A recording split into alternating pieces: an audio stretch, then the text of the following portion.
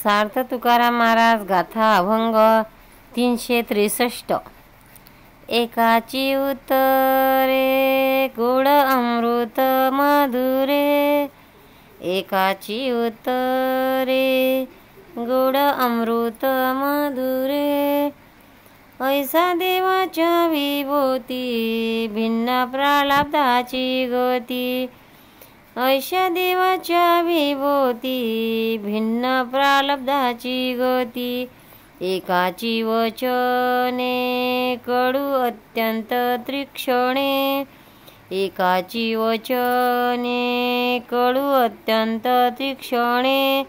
प्रकाराचे तीन तुका म्हणे केले जोण, प्रकाराचे तीन तुका म्हणे केले जोण। एकाची उत्तरे गोड अमृत मधुरे, ऐशा विभूती देवाच्या भिन्न प्रारब्धाची गती।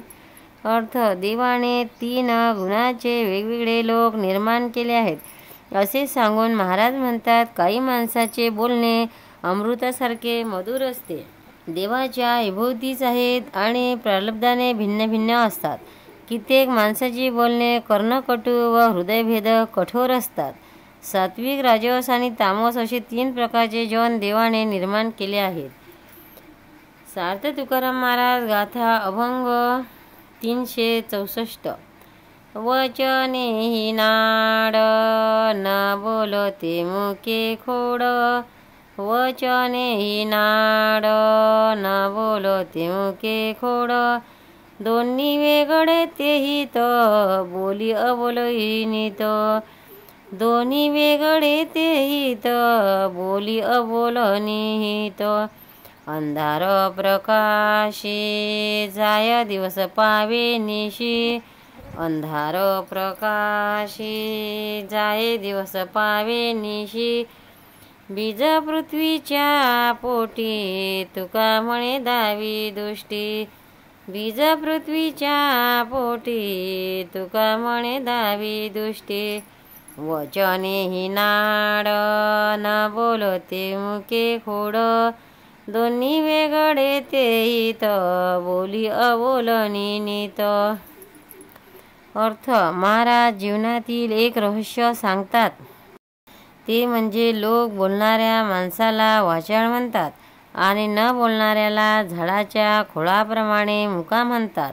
म्हणून बोलणे आणि न बोलणे याहून जे वेगळे असे स्वरूपबोधक वचन अभिव्यक्त होते, ते बोलूनही मौन बाळगल्यासारखे होते। हे असे होते, सकाळी अंधाराचाच प्रकाश होतो आणि सायंकाळी दिवस संपला की प्रकाश अंधारातच जातो। असेच मौन आणि बोलणे एकात एक जात असते, पण स्वरूपबोधातून जे बोलणे असते ते भूमिवृक्ष यांच्याद्वारा पृथ्वीच्या पोटात असणारे गुप्त बीज असे प्रकट करते, तसे स्वयंभू अभिजात असते। सार्थ तुकाराम महाराज गाथा अभंग 365। विचारा विचान न पाविजे समाधान, विचारापासून न पाविजे समाधान।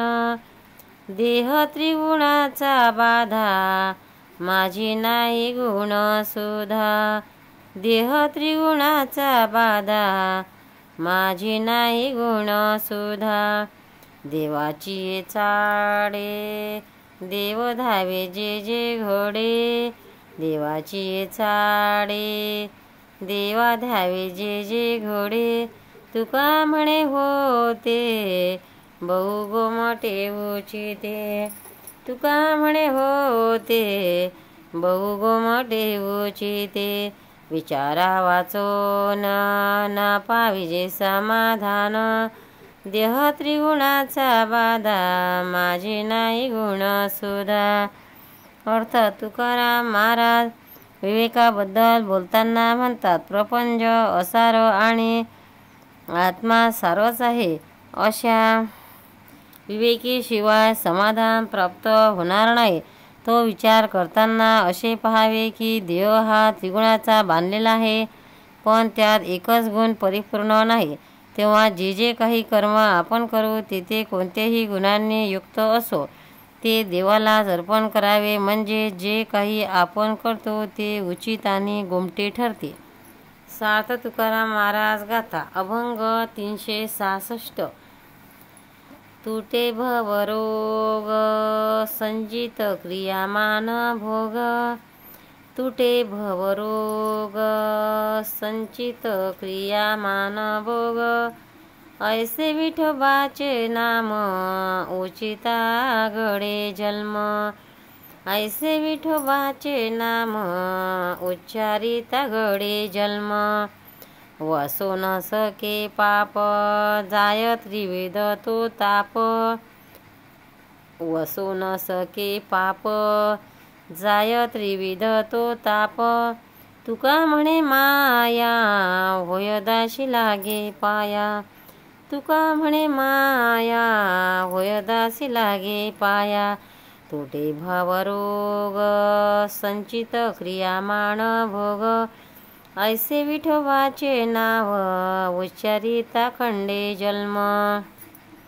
अर्थ नामाची थरवी सांगताना महाराज म्हणतात, भवरोगाचा निराश होतो व संचित आणि क्रियामान कर्माने उत्पन्न होणाऱ्या भोगाचाही नाश होतो. असे विठोबाचे नाव आहे. ते उच्चारले असता जन्ममृत्यूचाच मुळात नाश होतो. जो नित्यनेमाने नाम घेतो त्याच्याजवळ पाप राहतच नाही आणि त्रिविध तापही त्याच्यापासून दूर पडतात. मायासुद्धा अशा भक्ताची दासी होते आणि त्याचे पाय धरते. सार्थ तुकाराम महाराज गाथा अभंग 367. मुसावले अंग रंगी मिळविला रंग, मुसावले अंग रंगी मिळविला रंग, एकी एक दृढ झाले मुळा आपुलिया आले, एकी एक दृढ झाले मुळा आपुलिया आले, सागरी थे बुटा पडल्या निवाडे कोण वाटा, सागरी थे बुटा पडल्या निवाडे कोण्या वाटा, तुका म्हणे नवे जाणावे हे देवे, तुका म्हणे नवे नवे जाणावे हे देवे, मुसावले अंग रंगी मिळविला रंग, एकी एक दृढ झाले मुळा आपुलिया आले.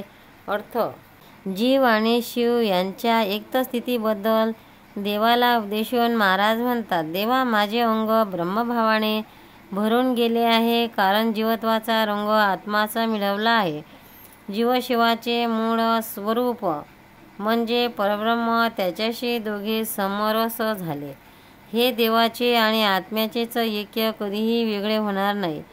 सागरामध्ये पडलेला थेंब वेगळा कसा काढणार, पण ही गोष्ट पूर्वी नसलेली नवीन झाली आहे असे समजू नये, कारण जीव आणि शिव हे ऐक्य मुळाचेच आहे.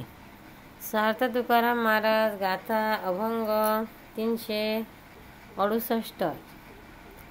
अनुतापे दोष जायन लागता निमेष, अनुतापे दोष जायन लागता निमेष, परितुरा हे विसावला आदि अवसानी भोला, परितोरा हे विसावला आदि अवसानी भोला, हेची प्रायचित्त अनुतापिनाय चित्त, हेची प्रायचित्त अनुतापिनाय चित्त, तुका म्हणे पापा शिव नये अनुतापा, तुका म्हणे पापा शिव नये अनुतापा, अनुतापी दोष जायन लागता निमेष, परितोरा हे विसावला